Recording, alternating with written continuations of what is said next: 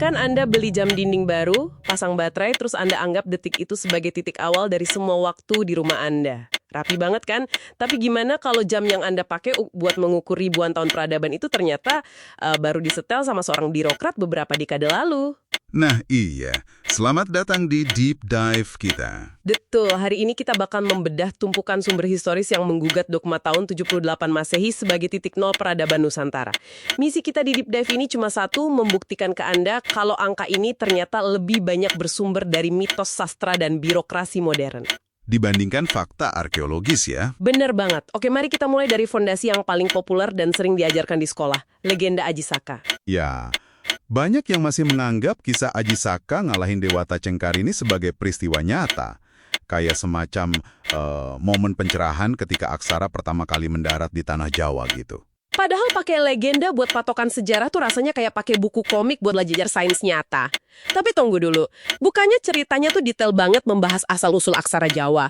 Apa nggak ada kebenaran historisnya sama sekali? Kalau kita bedah gaya bahasa dan umur penulisan naskahnya, bukti klaim itu rapuh banget loh.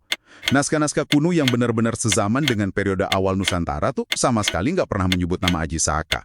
Oh, wow, masa sih nggak ada sama sekali? Nggak ada.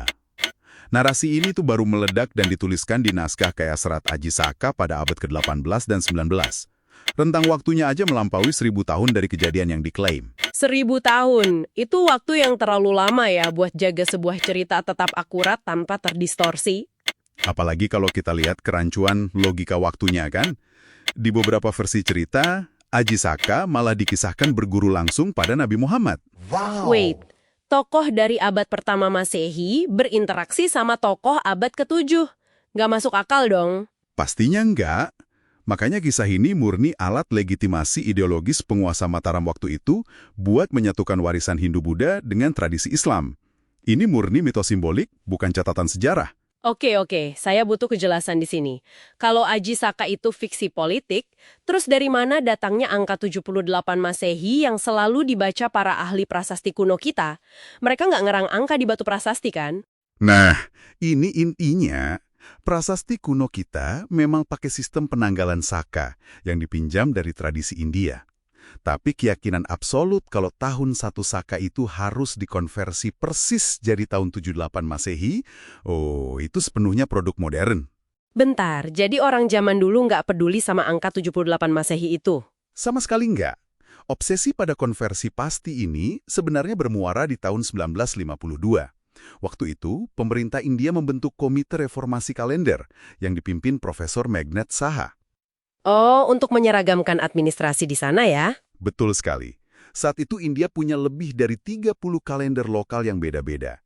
Jadi demi kemudahan birokrasi, komite inilah yang membakukan era Saka dengan rumus konversi matematis ke tahun 78 Masehi. Jadi ini murni standarisasi birokrasi pasca kemerdekaan India?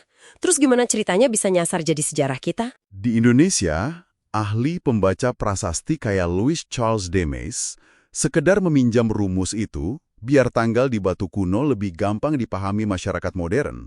Sayangnya, publik menelan mentah-mentah konversi teknis ini sebagai garis mulai peradaban kita. Padahal pakai kalender pinjaman bukan berarti peradaban kita baru lahir saat kalender itu tiba. Tepat banget. Nah, disinilah deep dive ini jadi makin menarik.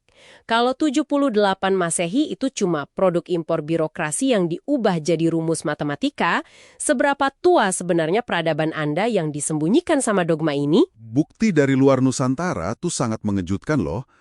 Arsip dinasti Ming dari Tiongkok tahun 1432 secara resmi mencatat klaim utusan Jawa bahwa kerajaan mereka udah berdiri selama 1376 tahun. Wah, berarti kalau kita hitung mundur dari 1432, itu menunjuk langsung ke tahun 65 sebelum Masehi. Ya, jauh sebelum tahun 78 Masehi yang sering diagungkan itu. Dan bukti lokal kita juga nggak kalah menarik. Teks Nagara Kretagama dengan jelas merujuk pada sebuah era bernama 3179 Prasaka. Prasaka? Berarti sebelum Saka ada? Betul. Penulis kuno kita sadar betul kalau era Saka itu cuma label baru yang ditempel di atas sebuah peradaban kompleks yang udah berdenyut ribuan tahun sebelumnya. Luar biasa, jadi jelas ya.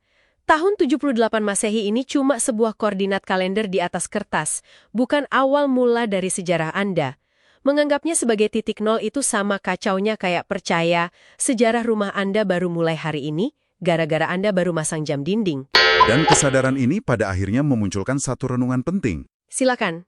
Apa tuh? Kalau fondasi penanggalan kuno yang kita yakini mati-matian selama ini, ternyata cuma hasil standarisasi birokrasi India di era 1950-an. Cuma bayangkan, sistem perhitungan waktu lokal apa saja dari nenek moyang Nusantara yang sekarang udah punah dan terhapus dari ingatan kolektif kita. Hanya demi kemudahan administrasi modern ya? Betul, sebuah misteri yang sangat menantang untuk Anda telusuri lebih lanjut.